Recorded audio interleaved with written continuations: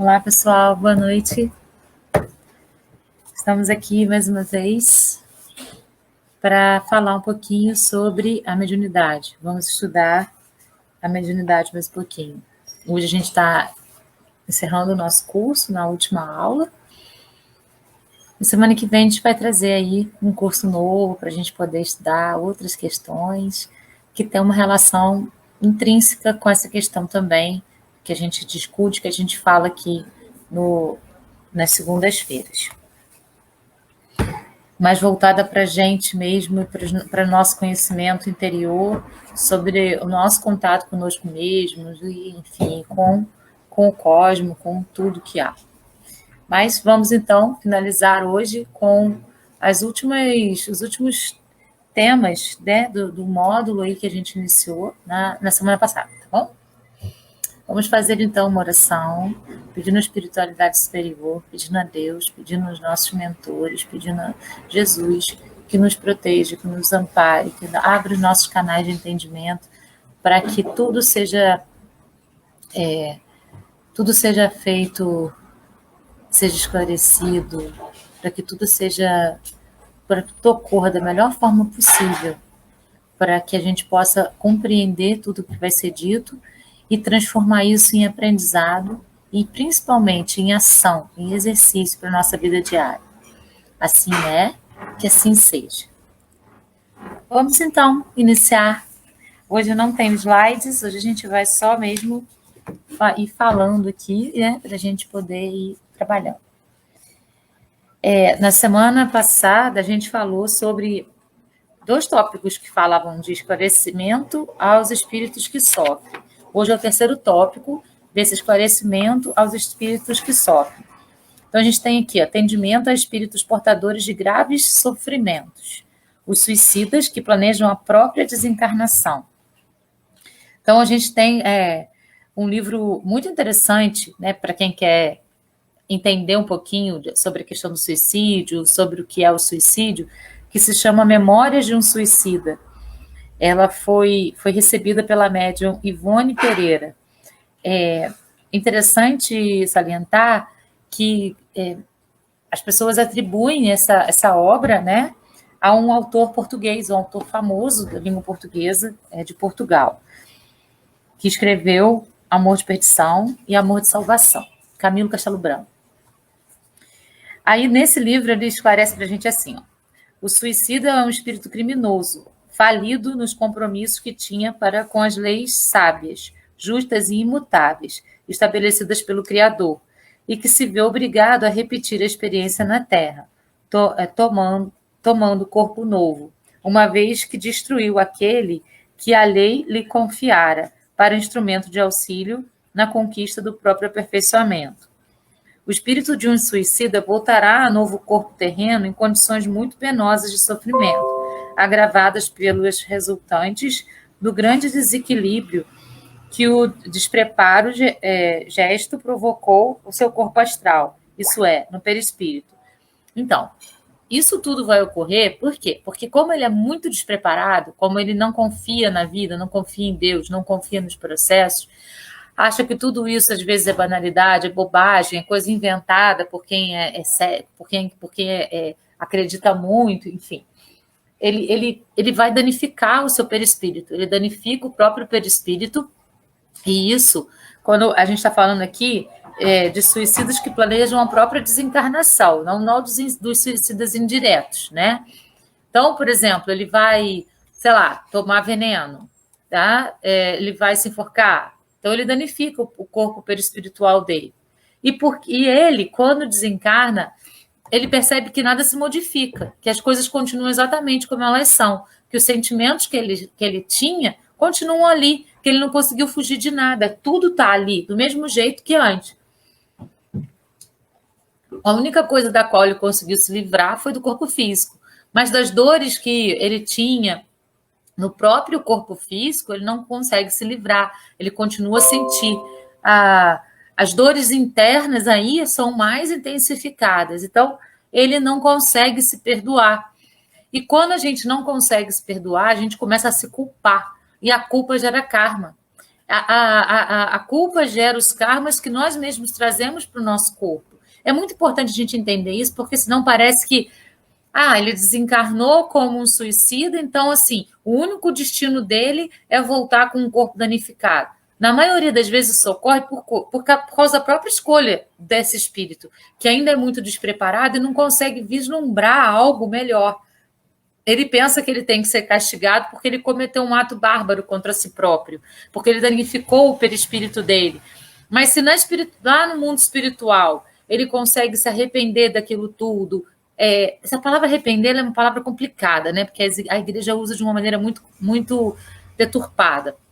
Vamos falar de diferente. Ele consegue se conscientizar de tudo que ele fez. Ele consegue perceber os erros e os acertos, porque também teve acerto naquela encarnação, não pode ter sido só de erro. Se ele consegue entender o ato que ele cometeu e se perdoar, ele vai diminuir esses danos do perispírito, porque ele vai se curando. A cura é de dentro para fora.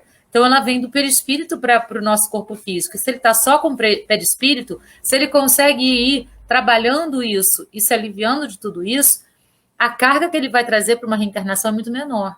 E até mesmo os danos no perispírito podem ser nulos, dependendo do grau de evolução que ele teve quando desencarnou. Agora, se não teve nenhum, né? Se ele ficou só naquela culpa, se martirizando, se achando pior das criaturas, se achando uma pessoa pior do mundo, aquela coisa toda, se culpando, aí sim ele vai voltar com muitos danos nesse corpo físico novo que ele vai assumir. Compreenderam? Sempre é uma questão de escolha e de consciência.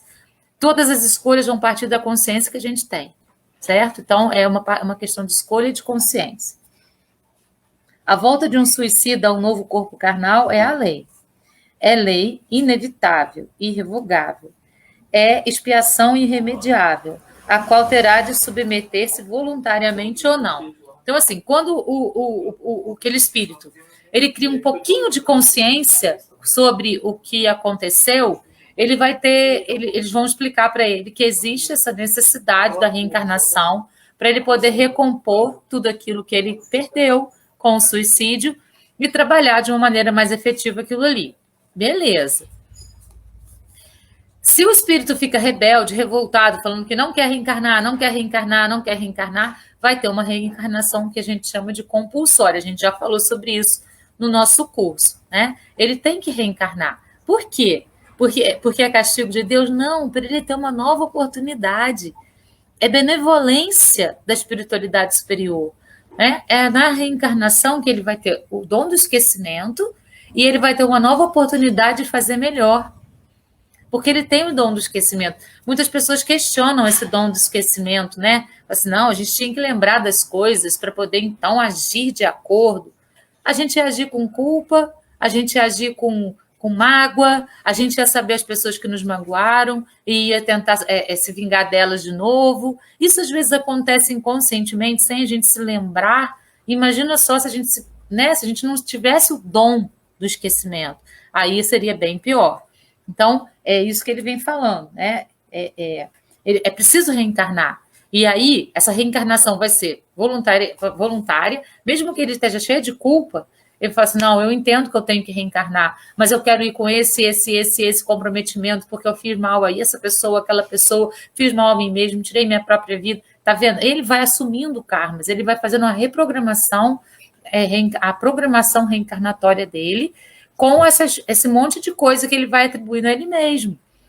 Aí a espiritualidade chega e fala assim, peraí, vamos tirar isso aqui, que vai ficar meio pesado, porque você não vai dar conta. Na hora que você está na carne, é diferente, as coisas são muito mais pesadas do que quando a gente está aqui, né, fora da carne. Na carne é diferente.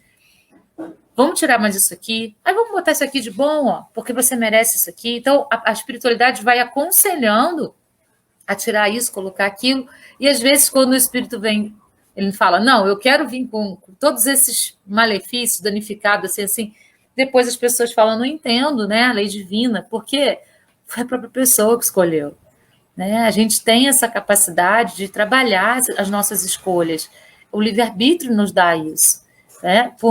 E aí a interferência dos espíritos superiores vão ser no sentido de de trabalhar e da melhor maneira possível, fazendo com que aquele espírito compreenda que às vezes aquela prova é muito grande, que pode ser um pouquinho menor, né? E vão trabalhar essas escolhas para que possa melhorar um pouquinho aquela reencarnação. A nossa tendência é a gente se julgar, a gente se condenar e a gente se colocar aí vários impedimentos para que a gente seja punido por nós mesmos, certo? É sempre por nós mesmos. Nós somos os nossos maiores algozes, a gente precisa ter consciência disso. Sucumbindo ao suicídio, o homem rejeita e destrói ensejo sagrado, facultado por lei para a conquista de situações honrosas e dignificantes para a própria consciência.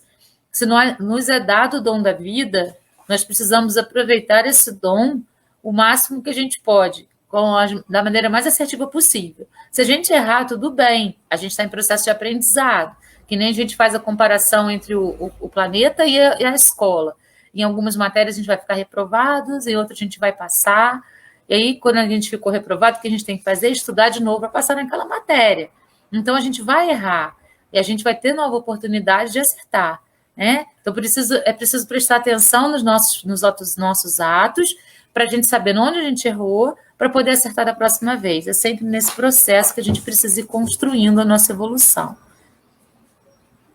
Na espiritualidade, raramente o suicida permanecerá durante muito tempo. Descerá a reencarnação prestante, tal seja o acervo das danosas consequências acarretadas, ou adiará o cumprimento daquela inalienável necessidade, caso as circunstâncias atenuantes forneçam capacidade para o ingresso em cursos de aprendizado edificante, que facilitarão as pelejas futuras em prol de sua mesma realização. O suicida é como um clandestino da espiritualidade. As leis que regulam a harmonia do mundo invisível são contrariadas com sua presença, e tolerados são, e amparados e convenientemente encaminhados, porque a existência das mesmas estabeleceu a todos os pecadores sejam incessantemente renovadas as oportunidades de corrigenda e reabilitação. É aquela historinha, né? O sol nasce para todos, todos os dias, independente do merecimento de cada um. Então, todos são merecedores de uma segunda, terceira, quarta, quinta, sexta chances, para que ele possa, então, se descobrir e se aceitar como ele é. O maior desafio, né, nosso é esse, né? Eu me amo e me aceito assim como eu sou. A gente tem a facilidade de nos rejeitarmos muito e precisamos trabalhar essa rejeição, porque essa rejeição é que vai levando aos karmas, que vai levando aquelas coisas que não são interessantes para a nossa vida. Pensa bem, nós somos uma obra-prima de Deus. Por que a gente se rejeita tanto? Por que a gente se maltrata tanto? Por que a gente se martiriza tanto? Né? Então a gente precisa pensar em tudo isso. Todos os que estão na Terra são obras-primas. Lembra, no estudo que eu faço nas sextas-feiras do livro Evolução em Dois Mundos, eles mostram que até chegar à raça humana foram necessárias muitas experimentações, experimenta isso com aquilo, como que a gente vai fazer ser sexuado, de que maneira isso vai acontecer. Então, nos seres micro-orgânicos, eles fizeram essa reprodução sexuada para poder ir evoluindo, até chegar à espécie humana e nós sermos o que somos e continuamos sendo aprimorados. Né? Cada vez mais o corpo humano vai sendo aprimorado. Então, somos uma obra-prima da espiritualidade superior. Jesus, o governador da esfera crística, deixa aqui os arquitetos divinos para poderem ir trabalhando a nossa existência, tudo que está ao nosso redor. Nós fazemos parte dessa natureza da Terra, somos parte dela. Quando vamos reencarnar, puxamos, através de nossa mãe, o fluido vital do planeta que estamos reencarnando. E a Terra nos empresta esse corpo para o tempo em que a gente está aqui. Quando a gente se suicida, a gente renega isso. Então, a gente está jogando no lixo um presente que foi dado para a gente. Pensa bem, jogar um presente fora e na frente da pessoa, olha só que ato de discordial, desagradável, certo? Então, a programação precisa ser trabalhada, porque nós concordamos com ela. Numa reencarnação compulsória, a gente não concorda, mas quanto melhor a gente passar por essa reencarnação, por qualquer reencarnação, melhor vai ser para a nossa evolução, sempre nessa perspectiva. Renascendo em novo corpo carnal, remontará ao suicida a programação de trabalhos e prélios diversos, aos quais imaginou erradamente poder escapar pelos atalhos do suicídio. Então, não adianta se suicidar, ele vai ter que voltar e fazer aquilo que ele tinha que ter feito e não fez, né? É isso que ele está dizendo aqui. Experimentará novamente tarefas, provações semelhantes ou absolutamente idênticas às que pretendera arredar. Passará, inevitavelmente, pela tentação do mesmo suicídio, porque ele mesmo se colocou nessa difícil circunstância, carreando para a reencarnação expiatória as amargas consequências do passado dilutuoso. Então, assim, sempre baseado nas culpas que a gente carrega. Se a gente conseguiu atenuar isso vai ser menor. Se a gente não conseguiu atenuar, vai ser na mesma proporção, né? E a maioria, infelizmente, dos suicidas não consegue atenuar. O estado indefinível de angústia inconsolável, de inquietação aflitiva e tristeza e insatisfações permanentes, as situações anormais que se decalcam e sucedem na alma, na mente, na vida de um suicida reencarnado, após existências expiatórias, testemunhos severosos, onde seus valores morais serão duramente comprovados, acompanhando-se de lágrimas ininterruptas, realizações monobilantes, renúncias dolorosas de que não poderá isentar. Então, você interrompeu o seu processo de vida, interrompeu o seu processo reencarnatório, você vai desencarnar. Alguns suicidas não conseguem, né? É frustrada ali a tentativa. Mas aqueles que conseguem, eles vão ter que voltar para passar pela mesma coisinha, porque eles precisam evoluir naquele quesito. Então, eles vão aceitar fazer isso, a não ser os que voltam compulsoriamente, né? Esses aí vão ser mais rebeldes ainda. Outra situação desses atendimentos a espíritos portadores de graves sofrimentos são os perseguidores e obsessores endurecidos. Esses obsessores, perseguidores endurecidos, são aqueles que geralmente eles são chefes de gangues do umbral, eles mandam neles, né? Eles se sentem poderosos em mandar nessas legiões que estão no umbral, castigam espíritos, eles escravizam outros para poderem ficar sobre a sua batuta, e eles vão trabalhando em troca de coisas materiais que, na verdade, eles não têm nem mais condições de utilizar, e eles utilizam através daquele ser que eles estão obsediando. Tem um trechinho aqui do livro que a gente está estudando nas terças-feiras aqui no Centro Paulo de Tarso, nos domínios da mediunidade.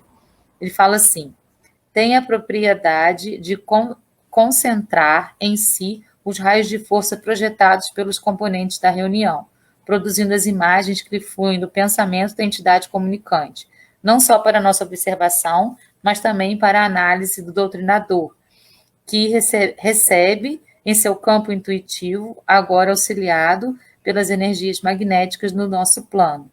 O hóspede espiritual apenas completa os reflexos da mente de si mesmo, à maneira de pessoas que se examinam através do espelho. Então, quando ele está muito rebelde, quando ele está muito... são projetadas imagens de vidas anteriores em que ele tinha uma harmonia maior, em que ele conseguia conviver com as pessoas, apesar de ter essa inquietação dentro do ser, ela vai estar ali constantemente, mas mostra pessoas que o amavam, para ver se ele consegue, então, ir amolecendo. Geralmente amolece. Porque quando chega na mesa mediúnica, já está no momento de ele começar esse processo de amolecimento, né? E aí vai conseguindo trazer de volta. Então, é um processo que o administrador da mesa precisa ter com muito carinho. Precisa ter muito pulso, mas ao mesmo tempo ter muito carinho. Então, é uma junção desses dois lados que vai fazer esse encaminhamento ser perfeito aí para a espiritualidade superior. Espíritos com sérias deformações perispirituais, os espíritos ovoides. Sobre os espíritos ovoides, tem o capítulo 15 do livro Evolução em Dois Mundos, ele deixa isso muito claro. Tá lá no meu canal, esse capítulo eu dividi ele em 3 partes. Eu acho que a última parte fala sobre os espíritos ovoides. São espíritos obsessores que eles obsediam há tanto tempo um mesmo ser, e esse ser se torna dependente daquela obsessão, porque existe isso, né? A gente, às vezes, se torna também dependente dessa obsessão que os espíritos trazem para a gente. Que eles vão perdendo a forma humana e vão ganhando uma forma ovoide, uma forma de ovinho mesmo. E se plasmam, se grudam no perispírito daquele ser que ele obsedia. E ele desencarna e muitas vezes reencarna com aqueles espíritos obsessores ali acoplados neles. É uma situação bastante complicada, bastante complicada mesmo. No livro Libertação, o espírito André Luiz descreve os ovoides e o processo de ovoidização, a partir de um posto de observação localizado em regiões inferiores do plano espiritual, onde ele e o seu companheiro Gúbio e Eloy se encontravam.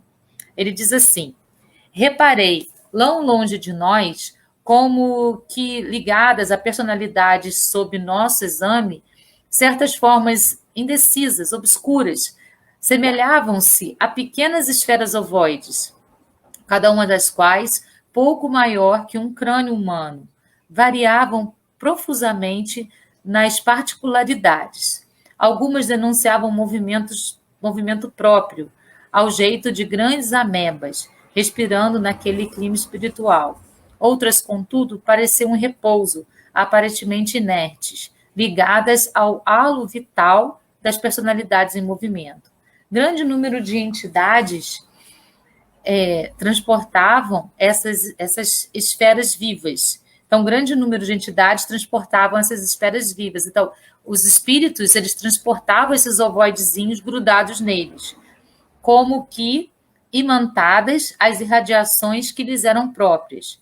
Nunca havia observado antes tal fenômeno. Inquieto, recorria ao instrutor, rogando-lhe ajuda.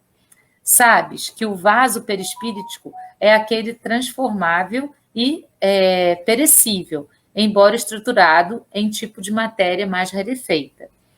Viste, companheiros, prosseguiu o orientador, que se desfizeram dele rumo às esferas sublimes, cuja grandeza, por enquanto, não nos é dado sondar. E observaste, irmãos, que se submeteram a operações redutivas e desintegradoras dos elementos perispiríticos para renascerem na carne terrestre. Os primeiros são servidores enobrecidos e gloriosos no dever bem cumprido, enquanto os segundos são colegas nossos que já merecem a reencarnação trabalhadora por valores intercessores. Mas tanto quanto ocorre aos companheiros respeitáveis desses dois tipos, os ignorantes e os maus, os transviados e os criminosos também perdem um dia a forma perispiritual. Pela densidade da mente saturada de impulsos inferiores, não conseguem elevar-se e gravitam em derredor das paixões absorventes que por muitos anos elegeram em centros de interesses fundamentais. Grande número nessas circunstâncias, mormente os participantes de condenáveis delitos, imantam-se aos que lhes associaram nos crimes. Então, geralmente, por conta de uma vingança, né? Aquela pessoa ali me fez mal, tirou minha vida naquela vida, então agora eu preciso me vingar. Então, ele fica tanto tempo obsediando, que aquela obsessão vira a única coisa importante para a vida dele. E ele vai perdendo a forma humana e vai se transformando no ovoide que se gruda aí no perispírito daquele que ele considera o seu algoz.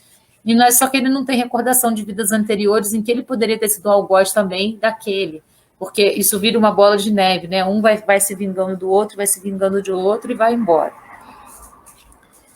Zoantropia é outra deformação que eles trazem aqui. Trata-se de um processo obsessivo utilizado por obsessores que denominam a técnica da hipnose, da sugestão mental e da manipulação das energias magnéticas. Esses obsessores conseguem insinuar na mente dos obsediados ideias e imagens terríveis, com a finalidade de modificar-lhes a forma perispirítica e dar-lhes a aparência semelhante à de um animal. Um termo correlato à zootropia é licantropia, que tem o significado de forma perispiritual semelhante a lobo. No livro Libertação, há referências a respeito da ação perniciosa da hipnose sobre o perispírito de uma mulher desencarnada, presa de remorsos pelos abortos que provocou, sob o domínio do magnetizador das trevas, autodenominado julgador da justiça. A pobre criatura adquiriu a aparência de uma loba. E, assim, às vezes na mesa mediúnica aparecem esses animais, assim. Na verdade, não são animais, são espíritos que estão em forma animalesca, porque eles foram induzidos a ficar daquele jeito. Então, a gente também precisa, enquanto coordenador da mesa, administrador da mesa, enquanto aquele que vai trabalhar a conversa, o dialogador, ter bastante carinho com esses espíritos, mostrando o caminho da luz, para que ele possa ir tranquilamente, mesmo que naquela forma animal mesmo, a gente não tem na mesa que fazer eles se transformarem na forma humana, não. A gente vai deixar ele mesmo conduzir e se identificar do jeito que é. A nossa missão é encaminhar para a espiritualidade superior através do nosso ectoplasma. Ainda mais esses espíritos aí mais danificados, eles precisam mais ainda do nosso ectoplasma. Muitas vezes não tem nem conversa com eles. Eles aparecem, algumas pessoas sentem uma forma de cobra, rastejando, um urso gigante, ou enfim. E eles são encaminhados diretamente sem a psicofonia, porque eles não são nem mais capazes de falar. Então, é bem tranquilo se isso acontecer numa mesa mediúnica, porque a espiritualidade superior está toda ali para poder fazer a contenção. Então, a gente não precisa se assustar com nada. Próxima, a prática mediúnica e a obsessão. Allan Kardec assinala que a obsessão é um dos maiores escolhos da mediunidade e também um dos mais frequentes. Por isso mesmo, não são demais todos os esforços que se empreguem para combatê-la. Aí ele vai trazer os tipos de obsessão que nós já estudamos aprofundadamente, a gente aprofundou bastante, a gente ficou estudando os tipos de obsessão, acho que 2 ou 3 semanas aí no livro 1, então eu não vou aprofundar, eu vou só citar cada uma delas para a gente poder ter uma recordação, né? Para a gente poder andar um pouquinho. Então, a gente tem a obsessão simples, que é aquela em que o encarnado percebe essa influência e, através da oração, através de meditação, ele consegue, então, se libertar dessa obsessão. Mas se ela continuar insistindo, se você continuar permitindo que ela esteja ali, ela vira uma fascinação. Aí você já não sabe muito bem qual que é o pensamento seu e o pensamento do obsessor. As coisas ficam meio misturadinhas. Um processo mais profundo vira subjugação. Aí o espírito obsessor começa a fazer parte das suas vontades. Ele é que vai ter as vontades pelo espírito obsediado. Mas quem abriu porta para tudo isso, lembrando, sempre é o obsediado que vai abrir porta para tudo isso. Depois vira a possessão e depois a vampirização. Então, a gente tem esses processos aí para chegar num nível muito... E aí pode virar um espírito ovoide. Então, são várias etapas aí, desde da mais simples até a mais complexa. Na mais simples, a oração, a meditação, ela vai ajudar. Nas mais complexas, a gente vai precisar de algum tipo de intervenção, ou de passe mediúnico, ou de terapias integrativas, que trabalham essa questão também. E determinados casos de vampirismo, por exemplo, aquele espírito vai ter que reencarnar numa família boníssima, tá? Vim assim, junto a uma família boníssima, que vai ter aquela missão de reencarnar para poder cuidar daquele espírito, para ele ter exemplos de amor ao próximo, exemplos do bem, exemplos de como fazer esse bem, de como isso se concretiza no mundo da Terra, né? Para que ele possa aprender com essa família. Então, às vezes, a intervenção em vidas futuras vai ter que ser bem forte para que isso possa acontecer de uma maneira bem tranquila. Sinais revelados da obsessão nos médiuns. Então, nos médiuns, né, nós aí, né, que estamos aí trabalhando essa questão da mediunidade. Os médiuns obsediados, tenham ou não mediunidade extensiva, devem ser amparados pelos companheiros do grupo mediúnico, do qual fazem parte. Nos casos de fascinação e subjugação, tais médiuns devem ser afastados da prática mediúnica e encaminhados ao entendimento espiritual existente usualmente nas casas espíritas. É importante que cada caso seja analisado cuidadosamente, porque mesmo na obsessão simples, em que a lucidez mental está preservada, há casos em que se aconselha o afastamento do médium das atividades mediúnicas. As situações mais graves devem ser tratadas na órbita da psiquiatria, a fim de que a assistência médica seja tomada na medida aconselhável. Obviamente, cessadas as dificuldades, o trabalhador retorna às atividades no grupo mediúnico. Allan Kardec apresenta os seguintes sinais reveladores da obsessão em companheiros da equipe mediúnica. Persistência de um espírito em se comunicar, bom ou mau grado, independentemente do tipo de mediunidade, psicografia, psicofonia, audiência, evidência. O médium passa a não ter controle sobre a própria mediunidade, deixando o espírito se manifestar nos locais e momentos mais inoportunos. Ilusão que, não obstante a inteligência do médium, o impede de reconhecer a falsidade e o ridículo das comunicações que recebe. Crença na infabilidade e na identidade absoluta dos espíritos que se comunicam e que, sob nomes respeitáveis e venerados, dizem coisas falsas ou absurdas. Confiança do médium nos elogios que lhe dissipam os espíritos que por ele se comunicam. Disposição para se afastar das pessoas que podem emitir opiniões aproveitáveis. Tomar a mal a crítica das comunicações que recebe. Necessidade incessante e inoportuna de escrever. Constrangimento físico qualquer, dominando-lhe a vontade e forçando a agir ou falar de mau grado. Rumores e desordens persistentes ao redor do médium, sendo ele de tudo a causa ou objeto. Então, essas são algumas características dos médiuns que sofrem obsessão e estão trabalhando em mesas mediúnicas. Então, a pessoa que é o dialogador, que é o administrador da mesa, precisa ficar de olho, né, nos médiuns. E, claro, a espiritualidade superior vai também, por intuição, apontar algumas coisas para que possa, então, ser trabalhado esse médium de uma maneira eficiente. E, para fechar, a última parte, recursos desobsessivos espíritas. Primeiro, a prevenção das obsessões. Lá na Epístola de Tiago, ele diz assim: mas cada um é tentado quando atraído e engodado pela sua própria concupiscência. Os espíritos, eles são inteligentes, eles veem a nossa fragilidade e, a partir dessa fragilidade, eles começam a nos oferecer benefícios e nós vamos enveredando por esses benefícios oferecidos e vamos aí entrando nas obsessões. Há um ditado popular muito sábio que se aplica perfeitamente à prevenção da obsessão. É preferível prevenir do que remediar. Sabemos que a obsessão é o domínio de alguns espíritos, que alguns espíritos logram adquirir sobre certas pessoas. Nunca é praticada senão pelos espíritos inferiores, imperfeitos, que procuram dominar. A obsessão é um termo genérico, cujas principais manifestações são a obsessão simples, a fascinação e subjugação. E após a subjugação, a gente sabe que ainda vem a possessão, o vampirismo e os espíritos ovoides, né?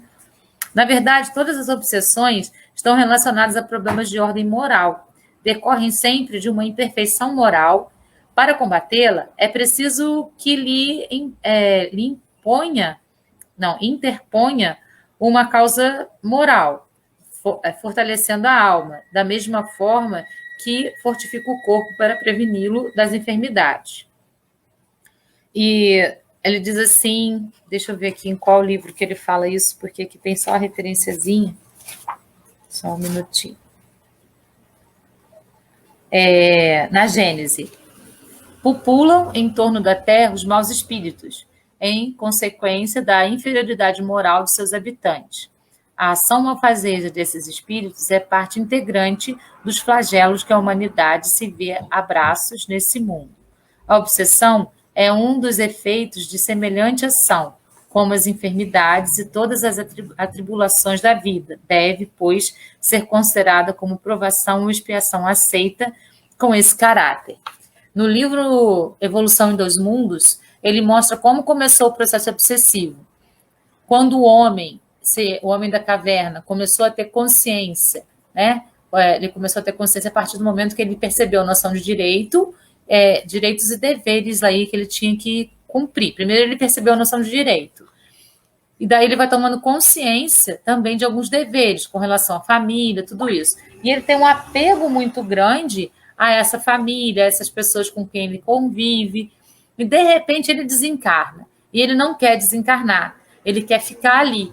E nesse eu quero ficar aqui, não quero desencarnar, eu não estou preparado para isso, eu quero ficar... Começou a obsessão. Né? Foi nesse processo de não aceitação da lei divina que o homem iniciou o processo obsessivo, segundo o livro Evolução em Dois Mundos. E hoje, né, isso se transforma aí numa das nossas provas dentro da Terra. O quanto a gente tem a capacidade de trabalhar com essas obsessões no nosso plano, para que a gente possa não enveredar por elas, né? Para que a gente possa estar no orar e vigiar o máximo de tempo possível para não enveredar por elas. É aí que a gente precisa trabalhar, né? Principalmente nós, médiuns, que sabemos de tudo isso e temos consciência de tudo isso, porque algumas pessoas não têm nem consciência dessas coisas aí que a gente está falando e estudando durante esse ano todo aí. Prevenir obsessões é tarefa cotidiana, de todos os dias, e esforço de melhoria moral, hábito de estudo e oração, controle das emissões mentais pela ação da vontade, vinculação a uma obra benemérita, realização do evangelho no lar, combate a más tendências e imperfeições morais. Então, nossos atos, os atos que nós fazemos em prol do nosso próprio benefício e do benefício do outro, quando a gente já está preparado para isso, vão ser as prevenções que a gente pode fazer com relação à obsessão. Recursos desobsessivos espíritas. Os recursos desobsessivos espíritas estão indicados para qualquer nível e natureza das obsessões. Podem ser resumidos no seguinte: prece, a oração é sempre a nossa maior ferramenta. Passe, o passe magnético, que a gente tem nos centros espíritas. Água magnetizada, que é a água fluidificada, que a gente também tem nos centros espíritas, e a gente mesmo pode fluidificar essa água em casa, né? A gente pode pegar um copo d'água, colocar a mão sobre ela, levar o nosso pensamento a Jesus, a Deus, a espiritualidade superior, colocar a mão sobre ela e pedir para que os espíritos de luz magnetizem aquela água. A gente pode fazer isso, depois a gente toma, a gente abençoa essa água, a gente pode pedir para que ali tenha os remédios eficientes, por exemplo, para a noite, para uma insônia que você tenha sempre. É uma coisa que a gente pode fazer na nossa própria casa. Explanação do Evangelho à luz da doutrina espírita e irradiações mentais. A gente trabalhou essa ideia de irradiação mental, né? De enviar aquele pensamento de amor, aquele pensamento de luz, né? Para uma pessoa que está doente, para uma entidade que já desencarnou e que a gente gosta muito e que a gente sente que não está bem, para instituições, para a própria Terra. A gente trabalhou essa questão da irradiação mental bastante profundamente. Atendimento fraterno pelo diálogo, ouvir, e depois buscar a maneira de falar alguma coisa que seja edificante, tanto para os espíritos desencarnados na mesa mediúnica, quanto no centro espírita para aquelas pessoas encarnadas que estão perdidas e estão buscando lá. A gente também tem que atender os encarnados, né? Muitas vezes a gente pensa muito na mesa mediúnica e esquece desse atendimento fraterno aos encarnados que frequentam o centro espírita. Apoio desobsessivo das reuniões mediúnicas, que aí é o atendimento fraterno pelo diálogo aos desencarnados, prática da caridade. E assim, a caridade, quando a gente está na mesa mediúnica, a gente está praticando com os espíritos desencarnados. Quando a gente está fazendo um atendimento fraterno, a gente está praticando. Aí a gente pode fazer além, a gente pode fazer projetos dentro do centro, doando alimentos, doando roupas, né, a famílias, trabalhando, enfim, de várias maneiras essa caridade também para os encarnados. Estudo doutrinário espírita, que a gente está fazendo aí, né? A gente está trabalhando a doutrina, estudando tudo isso, e o evangelho no lar. Então, essas são práticas de desobsessão, né? A gente pensa que vai ser um exorcismo, uma coisa assim. Não, parte da gente. A gente é que precisa ter essa vontade de trabalhar tudo isso para poder, então, a coisa acontecer de uma maneira bem interessante. Deixa eu ver aqui o que mais que a gente tem.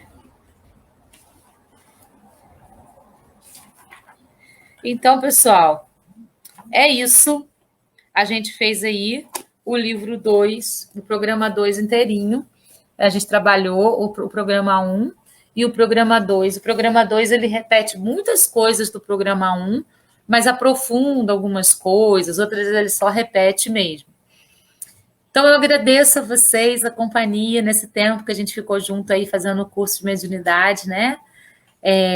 Foi um ano ou mais que a gente está aí, né? Acho que foi desde o ano passado, logo que iniciou todo esse processo de isolamento, a gente começou a fazer, e a gente agora está encerrando, então, o nosso curso de mediunidade. Eu agradeço demais ao Centro Espírita Paulo de Tarso pela oportunidade de estar aqui estudando junto com vocês, porque eu aprendi muito também nesse tempo todo. Quero aprender sempre mais. Eu gosto de dizer que eu sou uma buscadora. Eu estou sempre buscando algo além, algo a mais, e consigo perceber nitidamente que quanto mais eu estudo, mais eu percebo que não sei, mais eu percebo que tenho que estudar muito e muito além, né? E mais do que isso, utilizar todos esses ensinamentos, aprendizados e estudos na minha vida diária. Esse a minha grande busca, é transformar tudo que eu falo em ação. E é muito difícil, porque como a gente está na carne, às vezes a gente está viciado em determinadas atitudes, em determinados atos, modificar aquilo, às vezes é muito difícil, mas não é impossível. A gente consegue. É só ter perseverança, é só não se julgar, não se culpar. A cada passo que a gente dá, nossa, errei aqui, mais uma vez, não tem problema. Pelo menos agora eu já sei, eu reconheço que eu errei. Então já não é um erro igual ao que eu tive antes, que eu nem lembro, nem reconhecia que eu errava. Agora eu erro e entendo que errei. Então isso já é uma evolução. Agora, o próximo passo é partir para o acerto, né? Então, assim, a gente precisa ter paciência com a gente mesmo. Lembrando, a gente só dá o que tem. Então, quando a gente aprender a ter paciência com a gente mesmo, a gente vai ser paciente com as pessoas também. A gente não vai parar de julgar as pessoas. Quando a gente parar de se julgar, a gente vai parar de julgar as pessoas. Então, é sempre nesse processo. O que eu faço comigo, eu consigo ter para dar para o outro. Esse processo da reforma íntima. Hoje tinha uma frase de Chico Xavier que eu li, que ele fala exatamente isso. A nossa grande missão, o nosso grande objetivo na Terra é a reforma íntima.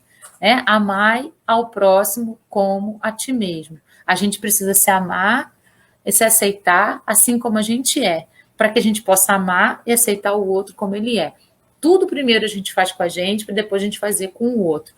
E isso não é um processo egóico, isso é um processo de consciência. Egóico é quando a gente se acha melhor do que todo mundo. O processo de consciência é quando a gente consegue perceber onde a gente tem acertos e onde a gente tem fragilidade, onde a gente tem luz e onde a gente tem sombra. E trabalhar essa luz para que ela ilumine cada vez mais e vá dissipando as sombras. E muitas sombras, elas servem para nos auxiliar a melhorar em muita coisa. E quando a gente consegue acender ali naquela sombra uma luz, ela também se transforma em luz. A luz é muito mais forte, né? Quando a gente ilumina todo o ambiente, as sombras se vão. Então, precisamos trabalhar nessa perspectiva para que a gente possa ter sempre um crescimento maior e maior e maior. A nossa grande missão, nós mesmos. A partir do nosso aperfeiçoamento, o outro, né? Então, vamos trabalhar aí para que a gente possa se aprimorar. Gratidão a todos, gratidão pela oportunidade, pela companhia, pessoas encarnadas, desencarnadas, pessoas espíritas, não espíritas, do Centro Espírita Paulo de Tarso, de outros centros. Muita gratidão. Namastê. Até semana que vem com o próximo curso que a gente vai iniciar, falando sobre os centros de força, descritos por André Luiz, as telas etéricas e a importância da meditação segundo o Espiritismo. Nós vamos iniciar essa caminhada aí no autoconhecimento, da busca de nós mesmos para trabalharmos cada vez melhor com a nossa mediunidade. E amanhã, o nosso curso do livro Nos Domínios da Mediunidade, né, que eu e o Rodrigo e o João fazemos aí junto com vocês. Tchau, tchau, pessoal. Até lá. Beijo no coração de todos.